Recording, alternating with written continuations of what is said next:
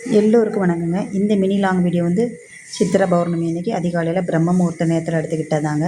வீடியோவை ஸ்கிப் பண்ணாமல் முழுமையாக பார்த்து ஒரு லைக் மட்டும் கொடுத்துருங்க. அதிகாலையில் நேரத்தோடு எழுந்திரிச்சு நிலவாசலாம் சுத்தமாக கழுவிட்டு மஞ்சள் நெய் விட்டு கோலமெல்லாம் போட்டு விட்டு தீபம் ஏற்றி வழிபாடு நிலவாசல் பூஜை என்னால் முடிஞ்ச அளவுக்கு தீபம் ஏற்றி சாமி கும்பிட்டு முடிச்சிட்டேன். எப்போவுமே நம்ம வீட்டில் நிலவாசலில் அகல் விளக்கு வச்சு தீபம் போடுறது ரொம்ப நல்லது. நான் ஏற்றணுன்னு தான் நான் நினைப்பேன். இந்த காற்று வந்து அதிகமாகவே எரியவே விடாது. மைல்டு காற்று அடிச்சுக்கிட்டே இருக்கும். இந்த தீபம் அணைஞ்சு அணைஞ்சு போயிட்டுருக்கும். ஓயாமல் அதை ஏற்றிக்கிட்டே இருக்கிற மாதிரி இருக்கும். அதுக்காகவே நான் நிலவாசலில் வைக்கிறதில்ல. விக்கிரகத்துகளுக்கெல்லாம் இன்றைக்கி பெருமாள், மகாலட்சுமி, கோமாதா, லக்ஷ்மி குபேரர் எல்லாத்துக்குமே நல்லா அபிஷேகம் பண்ணிடலான்ட்டு 3 அபிஷேகம் மஞ்சள் குங்குமம் பால் வச்சு நல்லபடியாக அபிஷேகமெல்லாம் பண்ணிட்டேன்.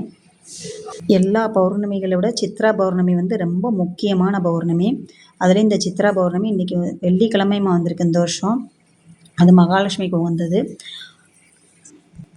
சிவனுக்கு, மகாலட்சுமிக்கு, சித்திரபுத்தருக்கு சித்ரா பௌர்ணமின்னா இவங்களுக்கெல்லாம் ரொம்ப இன்றைக்கி முக்கியமான நாட்கள்.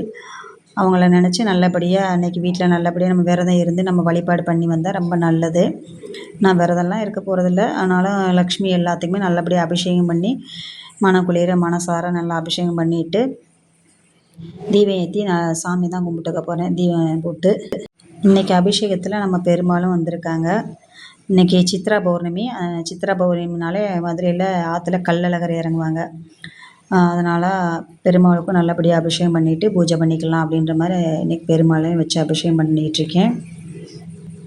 இத்தனை வருஷத்தில் ஒரு வருஷம் கூட நாங்கள் ஆற்றுல அழகர் இறங்குறத நாங்கள் ஒரு நாள் கூட போய் பார்த்ததே இல்லை. ஒரு வருஷம் கூட நாங்கள் முந்தின நாள் மட்டும் அழகர் ஆற்றுல இறங்குறதுக்கு முந்தின நாள் மட்டும் போயிட்டு பார்த்துக்குவோம் சாமியை.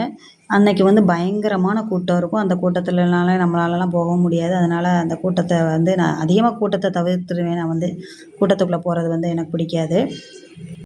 லைவில் நமக்கு ஆற்றுல அழகருங்கிறது வந்து நல்லா அழகாக காமிப்பாங்க. அப்போ அதில் பார்த்து மனசார பிரார்த்தனை பண்ணி முடிச்சுக்குவேன். நான் அவ்வளோதான். அந்த டயத்தில் கரெக்டாக நான் தீபம்லாம் போட்டு அபிஷேகமெல்லாம் முடிச்சுட்டு ஆற்றில் அழகருங்கிற நேரத்தில் நல்லபடியாக வீட்லேயும் நல்லபடியாக மகாலட்சுமி அழகர் எல்லாத்துக்குமே நல்லா அலங்காரம்லாம் பண்ணி அபிஷேகம் முடிச்சுட்டு தீபம் ஏற்றி சாமி கும்பிட்டு முடிச்சு அதுக்கப்புறம் தான் ஆற்றுல அழகர் இறங்குறது வந்தது லைவில். அதையும் டிவிலேயே பார்த்தாச்சு. நல்லபடியாக அபிஷேகம்லாம் பண்ணிவிட்டு அலங்காரம்லாம் பண்ணி நல்லபடியாக பூஜையை முடிச்சுட்டேன்.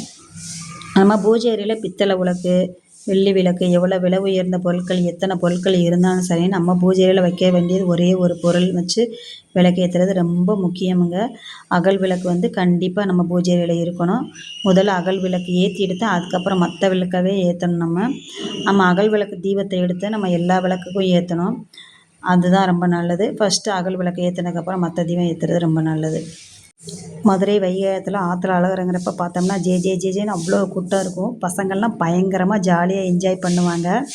நல்லாயிருக்கும். ஆனால் அந்த கூட்டத்தை போய் நேரில் போய் பார்க்குறதுக்கு தான் நமக்கு போக முடியாது அந்த டயத்தில். அதனால் லைவில் டிவியில் பார்த்துக்குவோம். சித்திரை ஆரம்பிச்சிருச்சுனாலே மதுரையில் ஒரே திருவிழா தான். 15 நாளும் தொடர்ந்து திருவிழா நடக்கும். 12 நாள் திருவிழா மீனாட்சி அம்மன் கோவில் திருவிழா நடந்துகிட்ருக்கும். 12ஆவது நாளையும் அப்படியே இங்கிட்டு அழகர் கோவில் திருவிழா ஆரம்பிச்சிடும். அப்படியே வச்சுட்டு ஒரே திருவிழா தான். நல்லா என்ஜாய் பண்ணுவாங்க. 15 நாளைக்கு மேலேயும் மதுரை உள்ள பசங்க நல்லா ஜாலியாக என்ஜாய் பண்ணுவாங்க. அப்படியே சாயந்தரம் ஈவினிங் போல் கிரிவலம் போகலாம் அப்படின்ற மாதிரி ஒரு ஐடியா பண்ணிகிட்டு இருந்தோம். போக முடியல. நல்லா சட நல்லா மழை ஆரம்பிச்சிருச்சு. அப்படியே இந்த மழை தான் ஆரம்பிச்சிட்டாலே நம்ம வீட்டில் தான் சூடாக எதாவது போட்டு கொடுத்துடணும் அவங்களுக்கு.